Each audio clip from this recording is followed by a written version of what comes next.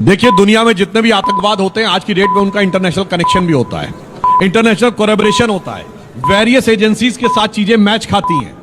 इसीलिए मगर ये सो कॉल्ड हिंदू टेरर की थ्योरी एकमात्र ऐसी थ्योरी थी जिसका कोई इंटरनेशनल कनेक्शन नहीं था, बल्कि इंटरनेशनल एजेंसीज उल्टा बोल रही थी। जैसे समझौता एक्सप्रेस केस में पहले भारत, और दूसरी बात, किसी भी इन्वेस्टिगेशन में एजेंसी एक ही तरफ सोचती है, यू टर्न नहीं लेती है।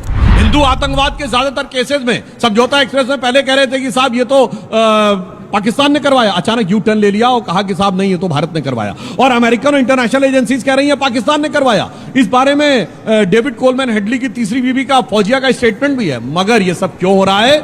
सिर्फ भगवा को डिमीन करने के लिए। जबकि भगवा क्या है? प्रकृति का सबसे खूबसूरत रंग भगवा है, उगते हुए सूर्य का रंग भगवा है। जब मास एनर्जी में कन्वर्ट होता है तो अग्नि की ज्वाला का रंग भगवा है, ज्ञान के प्रतीक यज्ञ की ज्वाला का रंग भगवा है।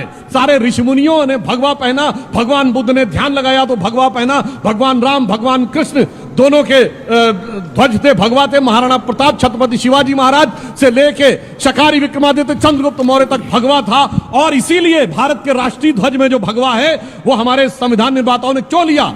भारत के सबसे खराब समय में भी भगवान ने हमें प्रेरणा दी। जिसे अटल बिहारी वाजपेयी जी की कविता की पंक्ति में कहता हूं, गगन में लहरता ये भगवा हमारा।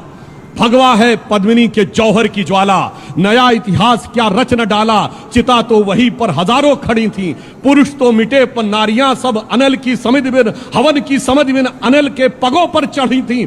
मगर जौहरों के घने कोहरों में, बलि के क्षणों में, धुएं के घनों में धधकता रहा पूर्व पूज्य भगवा हमारा। गगन में लहरता ये भगवा हमारा।